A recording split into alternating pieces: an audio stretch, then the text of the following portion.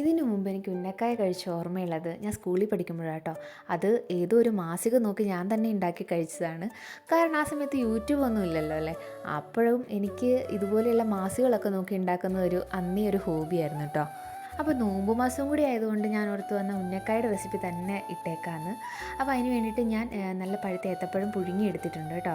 അതിന് ശേഷം ഒരു ചട്ടിയിലേക്ക് കുറച്ച് നെയ്യ് ഒഴിച്ചിട്ട് കാഷ്യൂസ് ചെറിയ കഷ്ണങ്ങളാക്കി അരിഞ്ഞതാണ് അതും ഒന്ന് മൂപ്പിച്ചെടുത്തിട്ട് അതിലേക്ക് ഞാൻ കുറച്ച് തേങ്ങയും കൂടി ഇട്ടിട്ട് ഒരു 2 ഏലക്കായും കൂടി ചതച്ചിട്ട് കൊടുത്തിട്ടുണ്ട് കേട്ടോ. അതിനുശേഷം 1 സ്പൂൺ പഞ്ചസാരയും കൂടി ഇട്ട് അതവിടെ മാറ്റി വെച്ചിട്ടുണ്ട്.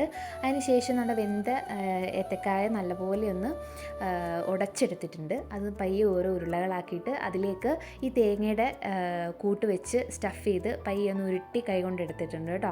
എന്നിട്ട് ഇത് ഓരോന്നോരോന്നായിട്ട് നമുക്ക് എണ്ണയിലേക്ക് ഇട്ട് നല്ലപോലെ ഒന്ന് വറുത്ത് കോരിയെടുക്കാം. അപ്പോൾ നമ്മുടെ ഉന്നക്കായ ഇവിടെ റെഡി ആയിട്ടുണ്ട് കേട്ടോ. കൂടെ ചായയും കൂടി ആയപ്പോൾ ഉഷാറായി. അപ്പോൾ വീഡിയോ ഇഷ്ടമെങ്കിൽ ലൈക്ക് ചെയ്യുക, ഫോളോ ചെയ്യുക. വീണ്ടും കാണാം. ബൈ.